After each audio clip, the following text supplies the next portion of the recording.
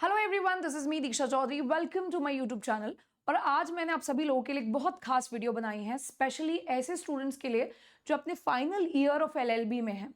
Final year of LLB में अगर student होता है तो कंफ्यूजन दिमाग में बहुत ज़्यादा आम है, दिस इज़ वेरी कॉमन। लेकिन अगर बहुत समय तक ये कंफ्यूजन परसिस्ट कर रही है तो प्रॉब्लम है आपके साइड पे कि आप नेसेसरी स्टेप्स नहीं ले रहे हो। तो ये वीडियो जो है मैंने क्रिस्प फॉर्मेट में बनाई है। बिल्कुल डायरेक्टली हम बात करने वाले हैं कि क्या क्या चैलेंजेस हैं, क्या क्या कंफ्यूजन हैं जो स्टूडेंट्स के दिमाग में रहते हैं यूजुअली, और आप उनको सॉर्ट आउट कैसे कर सकते हो। What is the solution, what is the right solution for it. हमें एडवाइस, अच्छी एडवाइस कोई नहीं देता। पूरे एलएलबी के 5 साल निकल जाते हैं, लेकिन ऐसी बहुत सारी छोटी छोटी चीज़ें होती हैं जो हमें बिल्कुल फिगर आउट नहीं कर पाते हम, क्योंकि हमारे पास प्रॉपर गाइडेंस नहीं है। इसीलिए मैंने ये वीडियो बनाया है। एंड तक जरूर देखिए जिससे आपको मैक्सिमम आउटकम मिल सके चीज़ों का। This is my Telegram channel जहाँ पे आप मेरे से कनेक्ट हो सकते हैं in case you are a law student. सारे इंपॉर्टेंट अपडेट्स आपको यहाँ मिलते हैं। आप सभी लोगों के लिए 1-on-1 काउंसलिंग सेशन जो है वो आप लोग इसमें एनरोल कर सकते हो दिस पर्टिकुलर नंबर पे व्हाट्सएप करके। Apart from this we have AIB 21 success batch, judiciary batch and legal drafting batch. So अगर आपको किसी की भी जानकारी लेनी है, again that number is important for you, उस पर आप व्हाट्सएप कर सकते हैं। सबसे पहला कंफ्यूजन करियर से रिलेटेड कि हम लोग क्या करें, है ना। अभी कुछ दिन पहले ही मैं एक लॉ स्टूडेंट से बात कर रही थी, she was in her final year, और वो बोलती है कि मैम मुझे क्या करना चाहिए। आई थिंक जो जहाँ पे सबसे ज़्यादा पैसा है, I want to pursue a career जहाँ पे सबसे ज़्यादा पैसा है, मैं वही परस्यू करना चाहती हूँ। तो स्वाभाविक है, एक बार पे जो लॉ स्टूडेंट है जिसने अपने 5 साल एलएलबी को दिए हैं वो कहीं ना कहीं पैसे से, फाइनेंसेस से प्रभावित जरूर होगा। लेकिन ध्यान रखिएगा आपका इंटरेस्ट भी होना बहुत ज़्यादा ज़रूरी है, क्योंकि अगर आप इंटरेस्ट के बिना कुछ चीज़ परस्यू कर रहे हो तो बाद में प्रॉब्लम हो जाती है और आप पैसा भी नहीं कमा पाओगे उस जगह से। तो सबसे पहले करियर कंफ्यूजन, हम लिटिगेशन में जाएं, हम लोग जुडिशरी की तैयारी करें, वो भी ऐसे अनसर्टन टाइम पे जहाँ पे जुडिशरी का भी जो है, जो इतने साल से स्टूडेंट्स लगे हुए थे वो भी पीछे हट गए हैं 3 ईयर रूल की वजह से। या फिर हम लोग कॉरपोरेट में जाएं। सो यहाँ पे इस कंफ्यूजन को दूर रखने के लिए कुछ सोल्यूशंस हैं, जो कि है सबसे पहला इंटर्नशिप्स पे ध्यान देना। एलएलबी के दौरान बहुत सारे स्टूडेंट्स इंटर्नशिप्स या तो टोटली स्किप कर देते हैं या सिर्फ एक ही तरीके की इंटर्नशिप करते हैं कि मुझे तो लिटिगेशन में जाना है तो मैं सिर्फ कोर्ट कचहरी में इंटर्नशिप्स करने वाली हूँ। No, you should not have this particular view. आपको हर एक फील्ड में, हर एक एरिया में इंटर्नशिप करनी चाहिए। एनजीओज में भी कीजिए, कॉर्पोरेट्स में भी कीजिए, पर्टिकुलर कोर्ट्स में भी कीजिए, लोअर कोर्ट में भी कीजिए, हाई कोर्ट में भी कीजिए। इंटर्नशिप एक्सपोजर होना बहुत ज़्यादा ज़रूरी है। इंटरैक्ट कीजिए अपने सीनियर्स से, जो भी आपके पास अगर कोई लॉयर है आसपास कोई जानने में, उनसे इंटरैक्ट कीजिए। हालांकि सीनियर्स और जो आपके जानने वाले एडवोकेट्स होते हैं वो भी काफ़ी बारी जो है हमको सही सलाह, सही नॉलेज नहीं देते हैं, लेकिन स्टिल इंटरैक्शन जो है वो आपकी तरफ से होना चाहिए एज अ स्टूडेंट। सो सबसे पहले आपको ध्यान देना है कि आपका इंटरेस्ट किस चीज़ में है। इंटरेस्ट का आपको पता चल जाएगा जब आप अलग अलग डिफरेंट तरीके की इंटर्नशिप्स करोगे। Internships, lifestyle but plus interest, lifestyle plus income, this is how you figure out your career. ठीक है, ध्यान रखिए एलएलबी के फाइनल ईयर में आप एकदम क्लियर है कि मुझे यही करना है, या फिर आपको समझ नहीं आ रहा है। इट विल टेक टाइम, एक दिन में ये क्लैरिटी नहीं आ पाएगी, आपको खुद अपने आप को समझना पड़ेगा। दूसरी चीज है लैक ऑफ प्रैक्टिकल स्किल। अब देखिए हमारे कंट्री में, इंडिया में जो भी लॉ स्कूल्स हैं, या तो ऐसे लॉ स्कूल्स हैं जहाँ पे अटेंडेंस बहुत ज़्यादा कंपलसरी होती है, इतनी ज़्यादा कंपलसरी कि अगर आपका अटेंडेंस 90% से भी कम है तो आपके CGPA पर बहुत ज़्यादा इम्पैक्ट पड़ता है। जैसे कि NLUs में, प्राइवेट यूनिवर्सिटी, जो टॉप प्राइवेट यूनिवर्सिटीज़ हैं उसमें अटेंडेंस बहुत ज़्यादा इंपॉर्टेंस होल्ड करते हैं। ऐसे केसेस में स्टूडेंट ज़्यादा इंटर्नशिप्स पे ध्यान नहीं दे पाते हैं। दूसरे ऐसे कॉलेजेस हैं जहाँ कॉलेज में जाने की बिल्कुल ज़रूरत नहीं होती, वहाँ पे ऐसे कॉलेजेस में स्टूडेंट खुद ही नहीं फिगर आउट कर पाता है कि इंटर्नशिप जैसी चीज़ें जो हैं मुझे करनी भी चाहिए और एक्सप्लोर भी करनी चाहिए। सो यहाँ पे ध्यान रखिए कि internship, practical knowledge, practical skill बहुत बहुत ज़्यादा ज़रूरी है। एलएलबी में जब हैं तभी से आप छोटी छोटी स्किल्स पे वर्क करना शुरू कर दीजिए, जैसे कि लीगल ड्राफ्टिंग। लॉ स्कूल्स में लीगल ड्राफ्टिंग नहीं सिखाया जाता, लेकिन आप कोई भी छोटा मोटा बिगनर्स कोर्स या फिर लीगल ड्राफ्टिंग के बेसिक्स ज़रूर सीख सकते हो, जिससे कि एलएलबी के बाद आपको एक एज मिले चीज़ों पे। मूट कोर्ट्स में जो इंट्रोवर्ट स्टूडेंट्स होते हैं, जिनको ज़्यादा बातचीत करना, जिन्हें कॉन्फिडेंस नहीं होता अपने स्पीकिंग स्किल्स पे, वो मूट कोर्ट्स में पार्टिसिपेट नहीं करते हैं। लेकिन आपको मूट कोर्ट्स में पार्टिसिपेट करना चाहिए, उसी से आपकी स्किल्स इन्हांस होंगी, कॉन्फिडेंस बिल्डअप होगा और आपके लिए बहुत ज़्यादा जो है बेनिफिशियल रहेगा। कुछ टूल्स हैं हमारे लिए, जैसे कि मनुपात्रा, एसएससी ऑनलाइन जो है, ये चीज़ें आपको सीखनी चाहिए। ऑल दो लॉ स्कूल्स में, काफ़ी लॉ स्कूल्स में इनकी वर्कशॉप भी होती है, फ्री में स्टूडेंट्स को सिखाया जाता है, लेकिन अगर वो आपने स्किप कर दिए या फिर आप उन्हें अटेंड नहीं कर पाए, तो ये चीज़ों पे आपको ध्यान देना ज़रूर चाहिए। तीसरी चीज़ है इंटर्नशिप क्वालिटी इशू।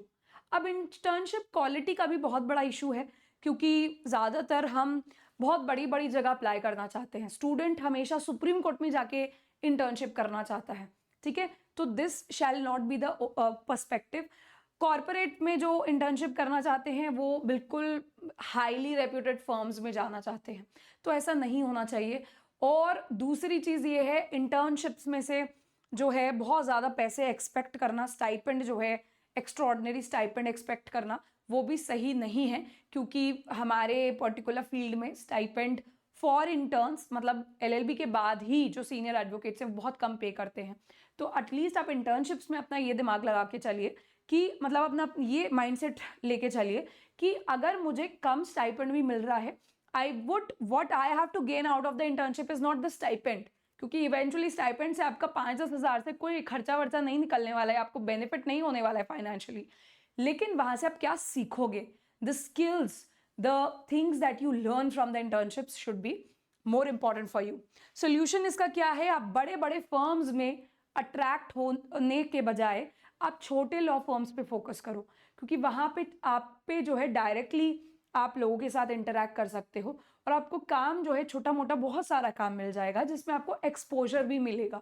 तो rather than just going to Supreme Court और going to the highest firm, very reputed firm, try always कि आप डिस्ट्रिक्ट कोर्ट में जाए, और इन केस ऑफ कॉर्पोरेट्स आप जो है स्मॉल जो लॉ फर्म्स होते हैं वहाँ पे ध्यान दीजिए। इंटर्नशिप्स के दौरान कभी कभी स्टूडेंट्स का क्या होता है कि हम अपने सिटी से दूसरे सिटी में जाएंगे, मुंबई जाएंगे, दिल्ली जाएंगे, बैंगलोर जाएंगे, वहाँ पे इंटर्नशिप करेंगे, मज़े करेंगे। लेकिन मज़े तो आप कीजिए बेशक, लेकिन साथ ही साथ ध्यान रखना है आपको लर्निंग भी करनी है। अगर आप 1 महीने की इंटर्नशिप कर रहे हो, you are giving your 1 month, you are giving time, you are giving money, हर चीज़ आप वहाँ दे रहे हो, तो आप वहाँ से कुछ सीख के भी निकलिए, ठीक है। और सबसे ज़्यादा ज़रूरी कनेक्शन बनाना, वहाँ के लोगों से कनेक्शंस बनाइए, क्योंकि ये कनेक्शंस ही आपको एलएलबी के बाद और आगे भी हेल्प करेंगे। So this is very important. Fourth is financial pressure. Financial pressure, अब देखिए, अगर ऐसे स्टूडेंट्स भी मैंने देखे हैं जिनका फाइनेंशियल बैकग्राउंड बहुत अच्छा है, जो अच्छे फैमिली से आते हैं, लेकिन स्टिल वो चाहते हैं कि हमारा एलएलबी के बाद हमारा कोई बहुत अच्छा सिक्योर जॉब हो और सैलरी बहुत अच्छी हो, लेकिन this is not the reality. ऐसा बिल्कुल भी रियल वर्ल्ड में नहीं होता है। हमारे वर्ल्ड में, लीगल वर्ल्ड में बिल्कुल ऐसा नहीं होता है कि आपने एलएलबी किया है, बहुत एनएलयू बैंगलोर से एलएलबी किया है तो आपको अगले दिन ही बहुत अच्छा जॉब लग जाएगा and you will start earning in lakhs per month. That is not possible. आपको अब ये ध्यान रखना पड़ेगा कि एलएलबी करने के बाद 2-3 साल जो होते हैं आपको अपने लर्निंग पे देने पड़ेंगे, कम से कम 2-3-4-5 साल तक भी आपको अपने लर्निंग में देने पड़ेंगे। उसके बाद धीरे धीरे जो है आपका इनकम का सोर्स बढ़ेगा। लिटिगेशन में सबसे बड़ी प्रॉब्लम है कि स्टार्टिंग में there is no income at all. इतना भी इनकम नहीं है कि एक फ्रेशर अपने आप को भी सर्वाइव कर सके किसी भी मेट्रोपॉलिटन सिटी में। कॉरपोरेट्स में प्रॉब्लम ये है कि there is good decent amount of salary, but बहुत ज़्यादा हाई कंपटीशन है and there are very very less posts. इसका सोल्यूशन क्या है कि आप लिटिगेशन में जाना चाहते हो, कॉर्पोरेट में जाना चाहते हो या जुडिशरी में जाना चाहते हो, कोई भी गवर्नमेंट एग्जाम की प्रिपरेशन कर रहे हो, सिर्फ एक ही चीज़ पे फोकस मत कीजिए कि अगर मेरा गोल लिटिगेशन में जाने का, मैं लिटिगेशन में ही टोटली फोकस करूंगा, या फिर अगर मैं जुडिशरी की प्रिपरेशन या for that matter any other competitive exam की प्रिपरेशन कर रहा हूँ तो केवल उसी पे फोकस करूंगा। नो, आपका ऐसा पर्सपेक्टिव नहीं होना चाहिए। ट्राई करो, अपने लिए कुछ ना कुछ बैकअप हमेशा प्लान रखिए, ठीक है, कि अगर एक चीज़ नहीं हो पाई तो दूसरे चीज़ में आपने पहले से थोड़ी बहुत प्रिपरेशन करी थी, जिससे कि आप दूसरी चीज़ पे वर्क कर सकिए, ठीक है। फ्रीलांसिंग लीगल ड्राफ्टिंग आप कर सकते हो, वो भी आप तभी करोगे जब आपने एलएलबी के दौरान आपने एक्सपोजर लिया है, आपने ड्राफ्टिंग सीखी है, ठीक है। और लीगल कंटेंट क्रिएशन का जो काम है ये आपको बहुत आराम से मिल जाएगा, ये भी आप फ्रीलांसिंग कर सकते हो। और आज के वर्ल्ड में ये बहुत ही अच्छी और इमर्जिंग चीज़ है, तो you can consider this also.